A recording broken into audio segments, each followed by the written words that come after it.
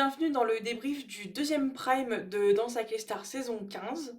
Je m'appelle Chloé et normalement Danae qui m'accompagne pour débriefer les primes de Dals et qui est danseuse professionnelle contrairement à moi n'a pas pu être disponible. Mais elle m'a quand même passé ses notes que j'ai ajoutées aux miennes. Donc on aura quand même son regard sur les prestations du deuxième prime. Un deuxième prime que personnellement j'ai trouvé au-dessus du premier. Je sais pas si c'était à cause du split qui était pas très équilibré ou si parce que les célébrités qui ont vu danser leurs petits camarades la semaine dernière se sont mis un peu la pression pour performer de ouf. Mais en tout cas, c'était assez sympa. Donc ça y est, maintenant, tout le monde a sauté dans le grand bain et la compétition peut vraiment commencer. Donc, comme la semaine dernière, on va parler des 6 prestations dans l'ordre du prime et vite fait du défi salsa. Alors, on commence avec Lucie et Christophe qui ont ouvert la soirée sur un cha-cha-cha sur la chanson Lola de Superbus. Alors, ce n'est pas la version originale malheureusement, et d'ailleurs j'ai l'album sur lequel est cette chanson, c'est la piste numéro 5, mais c'était la version qui est sortie pour fêter les 20 ans, je crois, avec Oshi et Nicolas Sirkis. Voilà. Donc ça faisait longtemps que je voulais avoir une danse sur cette chanson, donc je suis contente, même si c'est pas l'original. Alors, le cha-cha de Lucie. Alors, ce qui est très bien, c'est qu'elle a pas peur d'y aller, que ce soit dans les portées, dans la chorégraphie. Elle se lance, donc c'est cool. La contrepartie, c'est que ça crée des petits déséquilibres. C'est ce que Danae note d'ailleurs, elle est pas ancrée dans le sol et généralement il y a un manque de précision dans le corps et ses pieds sont pas hyper bien placés. Mais elle s'amuse, elle y va fort comme j'ai dit et les New York, donc c'est le pas de base quand ils envoient le bras derrière, étaient pas mal. Et donc oui, comme je disais il y a 10 secondes, c'est beaucoup plus simple de demander à quelqu'un d'en faire moins que de le pousser à faire plus. Quand ça manque d'énergie, souvent les juges ils vont dire fais-en plus, on veut plus d'intention, plus d'intensité. En fait, ce sont des commentaires qui sont très généraux et par conséquent pas très constructifs en fait. Parce que si on te demande d'en faire plus, bah ok, mais par où tu commences? Alors que une personne comme Lucie, qui va à fond, lorsqu'il s'agit de canaliser son énergie, les juges ils vont tout de suite être plus constructifs dans leurs commentaires parce qu'ils peuvent pointer précisément où elle peut s'améliorer. Par exemple, Fauve, vendredi, elle lui a dit bah tiens tes bras, ramène tes coudes à ta taille. Donc là c'est vraiment très très concret plutôt que juste fais-en plus en fait. Donc c'est très bien. Pour une première danse, tout court et pour ouvrir le prime, c'était vraiment une super presta. Ensuite, on a eu Eyan et Denilsa qui ont dansé une samba sur Azizam d'Ed Sheeran. J'ai pas l'album sur lequel est cette chanson. Un album d'Ed Sheeran, mais j'ai pas le dernier. Alors, la voix off qui annonce une salsa à la place de la samba, de mémoire, je crois que c'est jamais arrivé. Je sais pas s'il y a eu comme bug, est-ce qu'ils ont un peu hésité entre les deux, selon ce qu'ils pouvaient ou quoi. D'ailleurs, Jean-Marc l'a souligné subtilement en disant c'était une samba et tout, donc bon, petit bug. Alors, Eyan, il m'a rappelé Adil Rami l'an dernier à sa première danse, qui était une salsa et non une samba, c'est-à-dire qu'il dansait les jambes écartées. Et parce qu'on lui a dit prends la piste. En fait, c'est dans l'idée de prendre la piste, mais quand tu danses les jambes écartées, en fait, t'es pas hyper mobile. Et l'astuce que nous dit Danae, c'est que en danse latine, pour te déplacer vite, fais des petits pas. Ça te permettra d'aller beaucoup plus rapidement. Sinon, je l'ai trouvé assez en dedans, pas très flexible.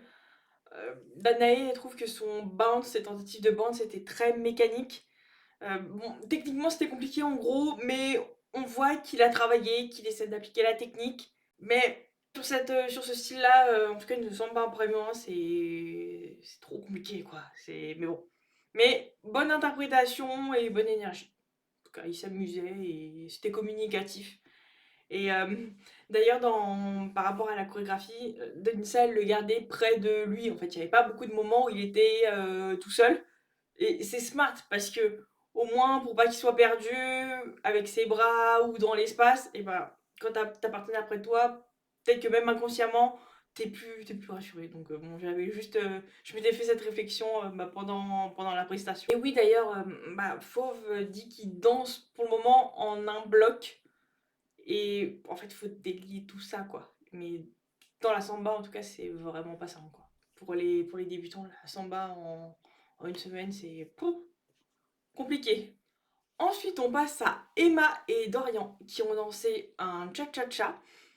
Alors, c'était pas ce qui était annoncé sur les réseaux et pour cause, il s'est blessé aux adducteurs. Donc, au lieu de faire un contemporain où là, faut faire des, des acrobaties, entre guillemets, bon, ça collait pas. Donc, bon, peut-être qu'on le verra plus tard dans la saison, d'ailleurs, sans doute, qu'on le verra son contemporain. Et donc, ils ont switché pour une danse latine, donc pour un cha-cha, qui devait être probablement sa deuxième danse en fait de la semaine prochaine. Alors moi ce que j'ai noté c'est d'abord ses bras et ses finitions qui sont vraiment très très bien quoi. En tout cas ça se voit qu'elle a un bon contrôle de son corps, de son énergie. Peut-être qu'on sent un petit peu l'expérience de danse. Bon, alors pas de danse latine ou de danse standard mais en tout cas de prendre l'espace. Ça c'est vraiment bien. Et dans toutes les danses, c'est nécessaire. Donc c'est très bien. Il y a eu en tout cas, moi, j'ai vu qu'il y avait des petites variations d'énergie qui étaient intéressantes. Voilà. Je pense que ça peut être encore plus marqué. Et elle a toute la saison pour le travailler. Donc ça, c'est très positif. Mais en même temps, un peu safe, probablement à cause de la douleur aux adducteurs et peut-être aussi du stress. Même si ça va, tu prends des médicaments ou quoi, ça reste un peu en tête quand même. Et d'ailleurs, Danae remarque qu'elle déroulait pas ses pieds au max et que ses jambes auraient pu être plus tendues. Mais là, pour le cha-cha, c'est vraiment le commentaire qu'ils font à tout le monde, les professionnels. Mais elle avait des très bonnes expressions scéniques et c'était une bonne prestation, surtout pour une danse qui a été apprise en 2-3 jours, quoi. D'ailleurs, ce que disait Fauve sur le manque de contraste, alors moi j'ai qu'il y a eu des petites variations d'énergie, mais en même temps, le manque de contraste, oui, je peux le voir, quoi. J'ai bien aimé son image des coups de peinture, en fait. Une danse, au niveau de l'énergie, c'est des coups de peinture et c'est jamais. En fait, oui, c'est des coups de pinceau et pas une peinture au rouleau, tu vois, où c'est mécanique et tout. C'est plus ça l'énergie de la danse. C'est plus des petits coups de pinceau. Ils lui ont dit de se servir de son partenaire et oui, au niveau de la connexion, en fait, c'est pas juste tu tiens t'as un contact au niveau des mains, en fait, c'est vraiment, faut que l'énergie elle circule entre deux, quoi. En fait, l'idée, c'est un peu de ne faire qu'un sur la piste, et etc. Mais c'est déjà des commentaires qui sont assez précis, quoi, assez pointilleux, donc tant mieux finalement. Ensuite, on passe à Magla et Adrien qui ont dansé un tango argentin sur Balance ton quoi d'Angèle. Alors, dans le magnéto, on apprend que ses parents, ils étaient danseurs classiques. Moi, perso, je le savais pas. Et c'est intéressant parce que c'est vrai qu'elle dégage plus une énergie de classique standard plutôt que de latina, fiesta, etc. Et d'ailleurs, le tango argentin, c'est le plus ancien des tangos. Parce que le tango standard en cadre, c'est arrivé après pour la compétition, mais le tango originel, entre guillemets, c'est le tango argentin. Le tango argentin fait pas partie des T-Dance, donc Danae le pratique pas pour ses compétitions. Mais c'est vraiment une énergie différente du tango, quoi. Et généralement, dans Dance, Strictly, Dancing, etc., le tango argentin est mieux réussi que le tango standard. Souvent, c'est un peu leur meilleur score au couple. Alors, je sais pas si c'est parce que normalement, alors pas dans Dals, mais dans les autres versions, ils le gardent plutôt pour la fin. Et donc, il reste que les meilleurs. Et vu qu'ils ont déjà plusieurs semaines de pratique, ils se sont améliorés, donc ils y arrivent. Ou si c'est parce que c'est plus simple entre guillemets, à assimiler en 5 jours. Je sais pas, peut-être un peu des deux. Alors, il y avait une bonne alchimie entre eux. J'espère qu'ils vont la garder tout le long. Parce que ouais, c'est bien de ressentir vraiment une connexion dans la danse et pas uniquement juste on est des potes, on s'entend bien. En fait, l'idée, c'est un peu de faire la blague, entre guillemets, qu'il n'y a pas un apprenti et un danseur. Et vraiment que juste on les a pas mis ensemble parce que c'est le but de l'émission, quoi. et que c'est vraiment il y a vraiment un truc, entre guillemets «crédible» et bah, je trouve qu'ils dégagent assez cette vibe entre eux, donc tant mieux. J'ai trouvé la prestation très clean, juste en fait les pieds qui étaient pas toujours, pointés. C'est Danae qui l'a remarqué et limite, alors les portées, c'était les éléments qui étaient les moins clean de la prestation, surtout sur les réceptions. Parce que, bah, les réceptions aussi, c'est important dans la prestation, en fait, ça peut te faire perdre du temps ou perdre ton équilibre, donc faut vraiment que ce soit, clutch, quoi. C'est ce que disait, Chris en disant qu'il fallait te gainer tout le long. En fait, sur les portées, elle laissait un peu Adrien faire le taf, quoi. En fait, on voyait vraiment la différence d'énergie entre les promenades de tango argentin et le moment où il y a un porté. En fait, on pouvait le voir parce que vraiment, elle se laissait. Donc, c'est bien de se laisser aller dans les bras de son partenaire, mais il faut aussi. Et en fait, faut aussi se lancer et c'est un timing à trouver et qui est pas simple parce que on pense comme ça que moi y compris, hein, que les portées c'est simple, ça permet entre guillemets de perdre 15-20 secondes où il n'y a pas de danse en fait. Mais ça va pas te faire gagner de points s'ils sont réussis. Mais par contre, s'ils sont pas réussis, bah ça peut un peu saper une presta. Là, c'était pas le cas, c'est vraiment des détails. Mais ouais, les portées, c'est un peu un double tranchant. C'est un peu l'effet wow. Mais s'ils sont pas réussis, ça peut faire pchit. En tout cas, dans le tango argentin, il y en a. Contrairement aux 10 danses que pratique Disney, où il n'y a jamais de portée, et bon, ça fait depuis la saison 1 que, y compris dans les danses standard et danses latines, ils mettent des portées.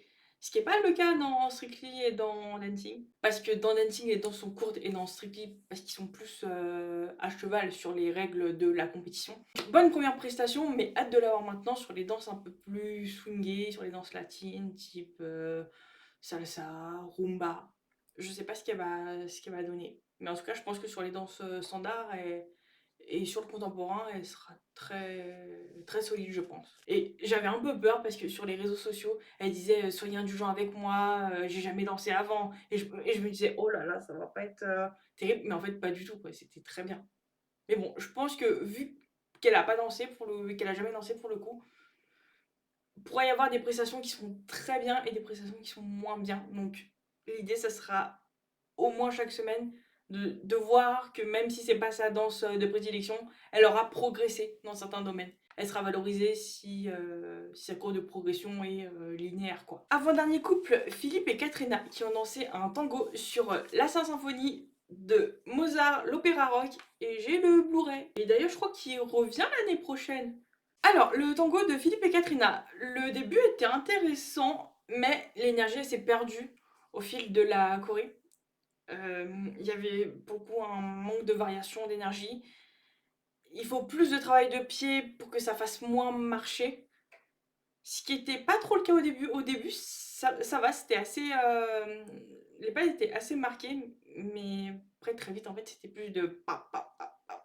Il faut vraiment commencer par les pieds parce que tout part de là, comme le dit Danae. C'est ce qu'elle nous dit à longueur de temps parce que si tu travailles tes pieds, ensuite tu seras mobile dans tes hanches et dans le haut du corps, etc. etc. Et le cadre, il est à revoir. Pour le cadre, l'idée c'est de créer une ligne, une belle ligne horizontale et qui bouge pas. Donc faut, ouais, et essayer de pas avoir les coudes qui vont vers le sol. Imagine là, c'est ton coude, tu as un laser et il doit aller vers le mur opposé et jamais vers le bas. Voilà, donc en fait c'est ça le petit tips pour se repérer, pour avoir la bonne position. Il n'y avait pas les papas. En fait Catherine elle les faisait mais lui il les faisait pas. Peut-être parce que à mon avis ça devait être trop d'informations. Mais bon c'était marrant de voir Katrina faire un papa à fond et lui de rester statique. Et enfin, voilà. Marcus et Marie qui ont lancé un quick step sur Single Ladies de Beyoncé. C'est pas du tout le premier quick step sur cette chanson. C'était bien, il a tenu le rythme, j'avais un peu peur, même si on sentait la fatigue sur la fin.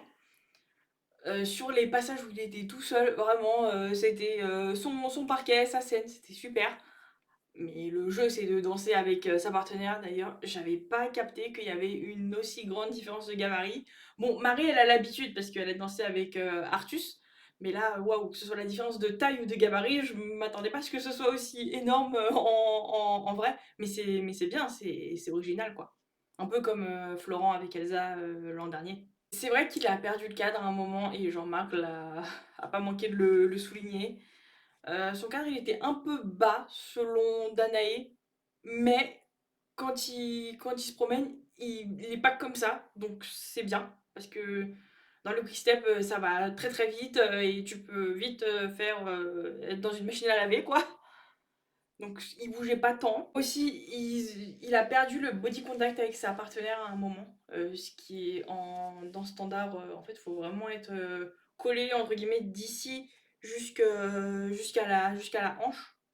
Voilà, c'est pas facile, hein, pour le coup.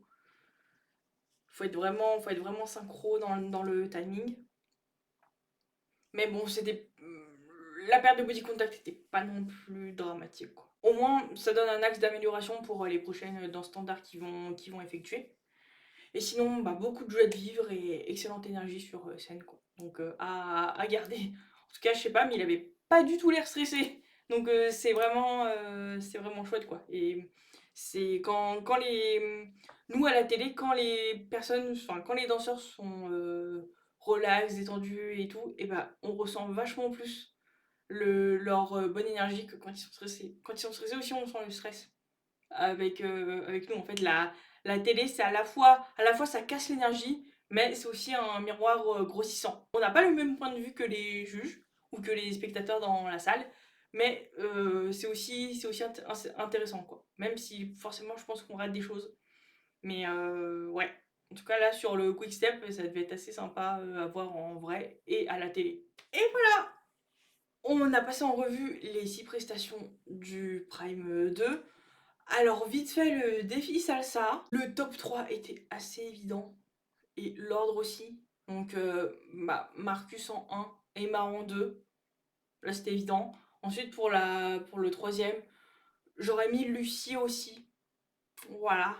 Magla, c'était compliqué. Du peu qu'on a vu, hein, c'est vraiment des impressions de loin. Et Yann, il y allait, mais je pense que techniquement, ça devait être un peu moins. Je pense qu'à mon avis, ils ont plus valorisé l'énergie de Lucie, pas celle de Yann. La semaine prochaine, pas de Dals, parce que il y a la cérémonie d'ouverture des Jeux Olympiques d'hiver de Milan-Cortina. Et TF1, ils ont pas voulu, entre guillemets, perdre un prime de Dals. Donc ils ont mis le grand concours, je crois. Donc une émission enregistrée pour éviter de se prendre une tôle, ce qui est compréhensible. Donc retour de DAS le vendredi 13 février avec la première élimination. Et alors nous, de notre côté, ce qu'on va faire avec Danae, c'est que comme chaque année depuis qu'on se connaît, on va faire nos pronostics, c'est-à-dire qu'on va essayer de prédire le top 12 de DALS dans l'ordre. Voilà, on va le bloquer avant le prime de vendredi, et après la fin de la saison, on se le dévoilera toutes les deux et on se moquera gentiment parce que je pense qu'on aura pas du tout vu juste, quoi. Pour le Prime 3, même dispositif d'année sera pas dispo. Donc je sais pas si là pour le coup elle pourra me donner ses notes. Mais en tout cas, je ferai une vidéo comme celle-ci. Donc voilà, si ça vous a plu, si vous avez appris des petites choses, je vous invite à liker cette vidéo, à nous suivre si c'est pas déjà fait. Et moi je vous fais des bisous. Salut!